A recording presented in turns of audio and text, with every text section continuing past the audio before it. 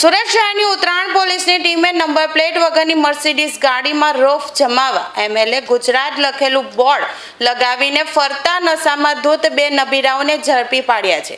મળતી માહિતી મુજબ ઉત્તરાયણ પોલીસની ટીમ વરાછા તરફથી આવતા ટર્નિંગ પોઈન્ટ પાસે પેટ્રોલિંગમાં હતી ત્યારે નંબર પ્લેટ વિનાની વ્હાઇટ મર્સિડીઝ કાર શંકાસ્પદ જણાઈ હતી, જેના આગળના કાચ પર એમએલએ ગુજરાત લખેલું બોર્ડ માર્યું હતું। આથી પોલીસે ગાડીને આંતરી તેમાં સવાર બંને યુવકોને ચિક્કાર પીધેલી હાલતમાં પકડી પાડ્યા હતા। પોલીસની પૂછપરછમાં યુવકોની ઓળખ પ્રફુલ્લ સંઘાણી અને આશિષ વેકરિયા તરીકે થઈ છે, જેમણે લોકો પર રોફ જમાવવા માટે મર્સિડીઝ કાર પર એમએલએ ગુજરાતનું બોર્ડ માર્યું હોવાનું કબૂલ્યું હતું। હાલ તો પોલીસે બંને યુવકોને ધરપકડ કરીને ₹30 લાખની કાર સહિતનો મુદ્દામાલ જપ્ત કરવા સાથે મોટર વ્હીકલ એક્ટ તેમજ પ્રોહિબિશનની કલમ હેઠળ ગુનો નોંધી આગળની કાયદેસરની કાર્યવાહી હાથ ધરી છે।